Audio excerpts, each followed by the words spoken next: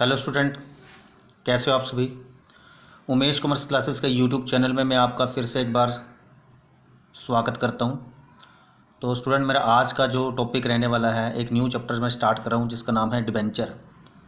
12th accounts का एक important chapter है जिसका नाम है डिबेंचर। इसका मैं आज आपको इंट्रोडक्शन दूंगा कि डिबेंचर होता क्या है। स्टूडेंट इसके नाम से ही डर जाते हैं, लेकिन आज मैं आपका सारा डर निकाल दूंगा। जैसे मैं आपको इसका मीनिंग क्लियर करवाऊंगा, उसके बाद मैं इसके धीरे धीरे अकाउंटिंग ट्रीटमेंट डिस्कस करूंगा आपके साथ। तो आशा करता हूं आज मेरे लेक्चर को आप बड़े ही ध्यान से सुनोगे और नोट्स बनाओगे इसके साथ साथ। चलिए आइए स्टार्ट करते हैं। डिबेंचर का मीनिंग क्या होता है स्टूडेंट, देखिए ध्यान से। जो डिबेंचर होता है, डिबेंचर का मतलब होता है लोन कैपिटल,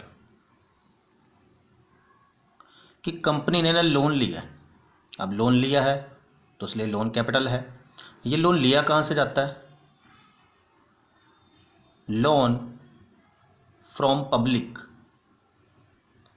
कंपनी ने पब्लिक से लोन लिया है।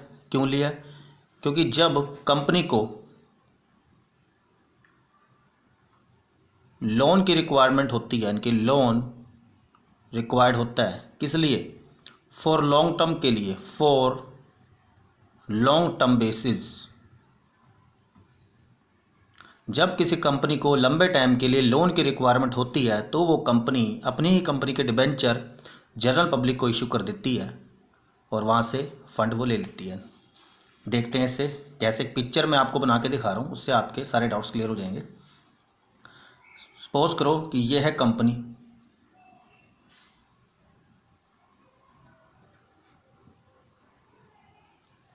और ये है जनरल पब्लिक।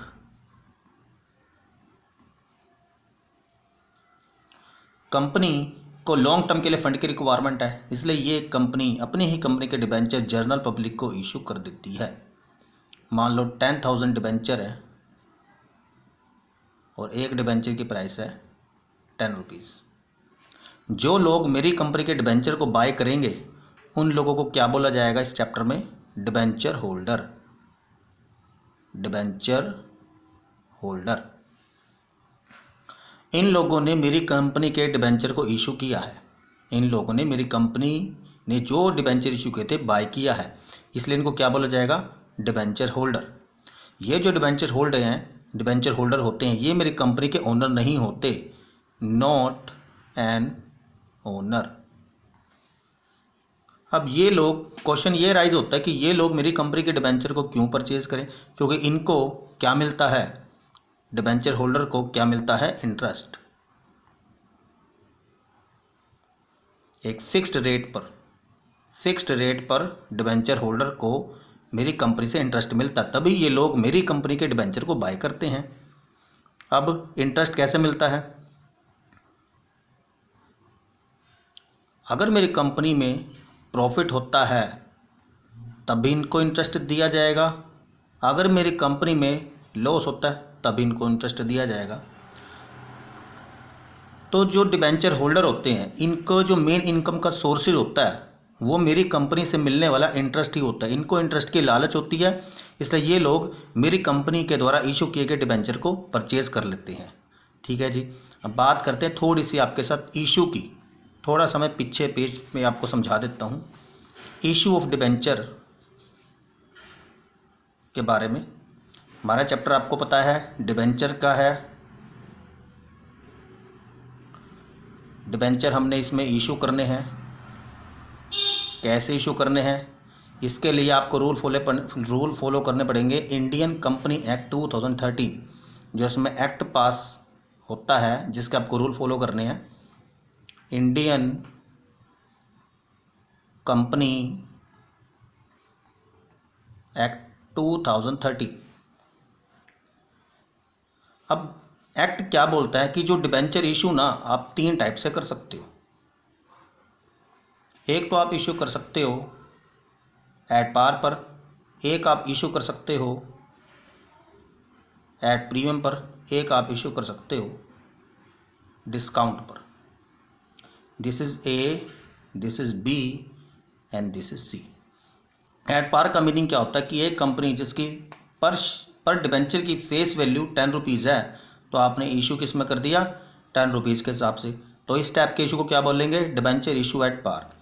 प्रीमियम पर इशू करने किसे कहते हैं? एक कंपनी के एक डिबेंचर की फेस वैल्यू ₹10 है तो इशू कर दिया ₹12 के हिसाब से। तो जो ₹2 एक्स्ट्रा आपने इसमें ऐड किए हैं वो है प्रीमियम। यानी कि 10 की चीज़ किसी को 12 में दी, ₹2 आपने प्रीमियम यानी कि बेनिफिट कमाया। और ये जो प्रीमियम होता है कंपनी का प्रॉफिट होता है। किस नेचर का? कैपिटल नेचर का, क्योंकि ये बार बार प्रॉफिट नहीं होता। और डिस्काउंट पर इशू करना किसे कहते हैं?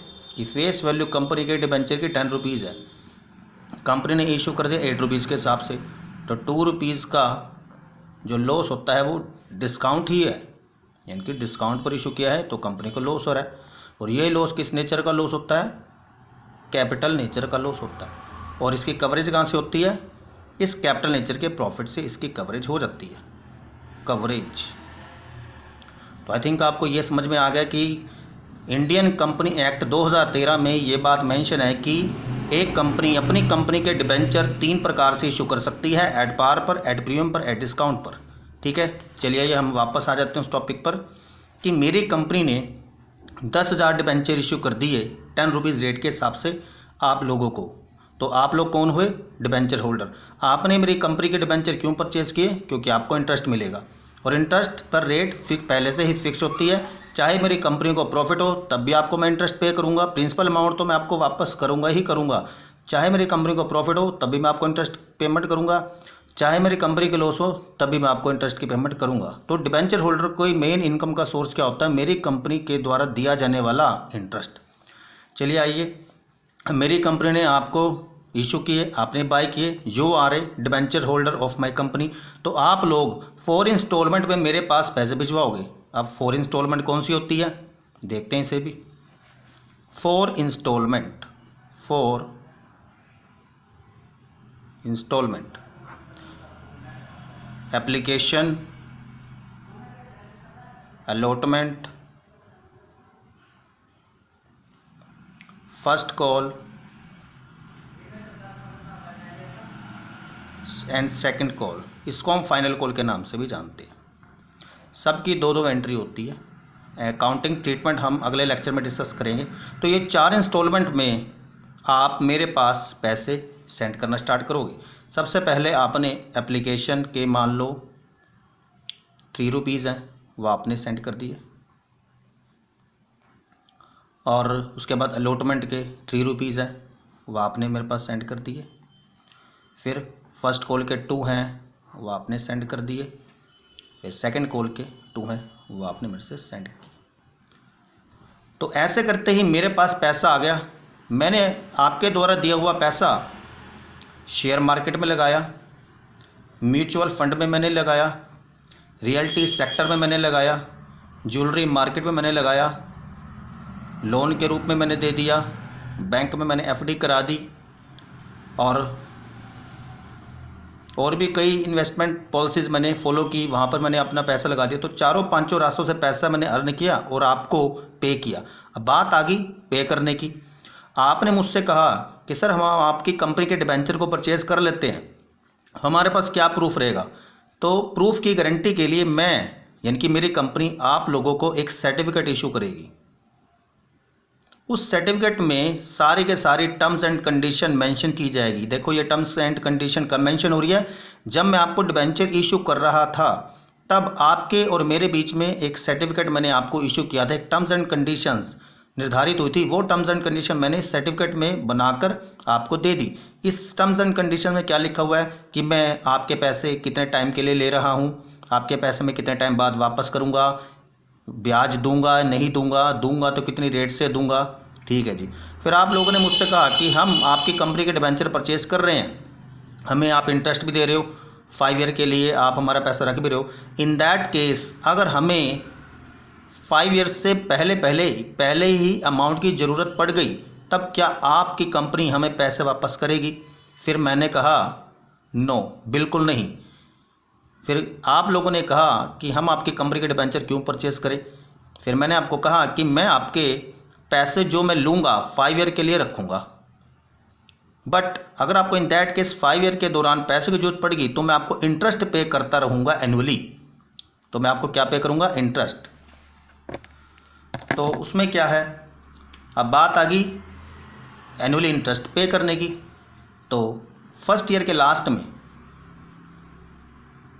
फर्स्ट ईयर की लास्ट में मैंने आपको इंटरेस्ट पे करना स्टार्ट किया। ऐसे सेकंड ईयर के लास्ट में मैंने आपको इंटरेस्ट पे करना स्टार्ट किया।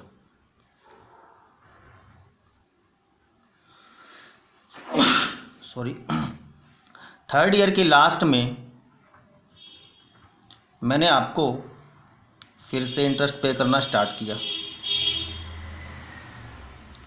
फोर्थ ईयर के लास्ट में मैंने आपको फिर से इंटरेस्ट पे करना स्टार्ट किया। एंड लास्ट फिफ्थ ईयर के लास्ट में मैंने आपको प्रिंसिपल अमाउंट तो दिया ही, साथ में इंटरेस्ट भी मैंने आपको दिया। तो स्टूडेंट, जो मेरा टारगेट है आज का, डिबेंचर का मीनिंग क्लियर करवाना है, यानी कि डिबेंचर इशू के बारे में बात करना है। तो जब मैंने आपको डिबेंचर इशू किए थे, ठीक है, 3 टाइप से किए थे, at par, at premium, at discount. ठीक है जी, आपने मेरे पास पैसे भिजवाए, ठीक है। इशू से लेकर पैसे भिजवाने तक का ये सारा काम डिबेंचर इशू के चैप्टर में आता है। तो यानी कि सिर्फ जो इतना पार्टीशन है, ये जो ऊपर इस लाइन से ऊपर का पोर्शन है, ये इसका मीनिंग क्या है, ये किस चैप्टर में हमने पढ़ना है, ये हमने पढ़ना है। यहाँ से हमारा चैप्टर स्टार्ट होता है इशू ऑफ डिबेंचर का, कि मैंने आपको डिबेंचर इशू की, आपने मेरे पे पैसे भिजवाए। ये सारे के सारी अकाउंटिंग ट्रीटमेंट हम किस चैप्टर में करेंगे, इशू ऑफ डिबेंचर के चैप्टर में करेंगे। और रही बात, जो मैंने आपसे पैसे लिए वो आपको वापस भी करने हैं, ये सारा कब डिसाइड हुआ था, इशू के टाइम ही डिसाइड हो गया था कि मैं आपको पैसे कब वापस करूंगा, इंटरेस्ट के साथ वापस करूंगा, कैसे वापस करूंगा, जो भी टर्म्स कंडीशन थी वो इशू के टाइम ही डिसाइड हो गई थी। इसलिए इस चैप्टर को करने के साथ साथ आपको रिडम्पशन की भी नॉलेज पे अपना साथ में लेकर चलनी पड़ेगी। तो इसलिए इस चैप्टर का नाम है रिडम्पशन ऑफ डिबेंचर, यानी कि इशू के टाइम ही पेमेंट मैं कैसे करूंगा, ये सारी के सारी टर्म्स कंडीशन डिसाइड हो गई थी। इसलिए इस चैप्टर को करने के साथ साथ आपको नॉलेज रिडम्पशन ऑफ डिबेंचर की भी लेके चलनी पड़ेगी। तो स्टूडेंट, मेरा आज का लेक्चर यहीं ख़त्म होता है। अगले लेक्चर में मैंने आपके साथ मैं क्या बात करूंगा कि जो मैंने आपको डिबेंचर इशू किए हैं, यानी कि 3 टाइप से मैंने इशू किए हैं, एट पार पर इशू किया है, प्रीमियम पर इशू किया है, डिस्काउंट पर इशू किया है, इन तीनों की अकाउंट्स के बुक्स में जनरल एंट्री मैं कैसे पास आउट करूं। यानी कि अगला टॉपिक मेरा क्या आने वाला है, accounting treatment of debenture, issue at par, issue at premium, issue at discount. ठीक है, तो मेरा आज का लेक्चर यहीं खत्म होता है, जिसमें मैंने आपको आपके साथ क्या क्लियर किया, डिबेंचर का मीनिंग क्या होता है, लोन कैपिटल। आपने जो लोन लिया, पब्लिक से लोन लिया है, और मैं आपको एक सर्टिफिकेट के रूप में सब कुछ लिख के दूंगा, यानी कि मैं आपको सर्टिफिकेट इशू कर रहा हूँ जिसमें सारी के सारी टर्म्स कंडीशन मेंशन है। यानी कि डिबेंचर का मीनिंग क्या हुआ कि डिबेंचर एक लोन कैपिटल है जो कि मैंने पब्लिक से लिया है, और उसके बिहाफ पर मैं आपको सर्टिफिकेट एक स्टंप मार के, यहाँ पे एक कंपनी की स्टंप भी मैं आपको लगा के दूंगा कि मैं आपके पैसे कितने टाइम पीरियड के लिए ले रहा हूँ, कितना इंटरेस्ट पे कर रहा हूँ, और कब मैं आपको पैसे वापस करूँगा। इन दैट केस आपको मनी की रिक्वायरमेंट हो जाती है तो मैं आपको एनुअली इंटरेस्ट पे करूंगा और किस डेट को पे करूंगा, सारी के सारी टर्म्स एंड कंडीशन मैं आपको इस सर्टिफिकेट में लिख के दूंगा।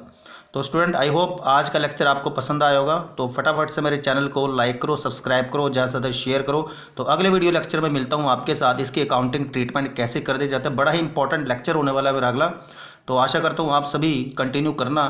तो आज के लिए इतना ही, थैंक यू सो मच।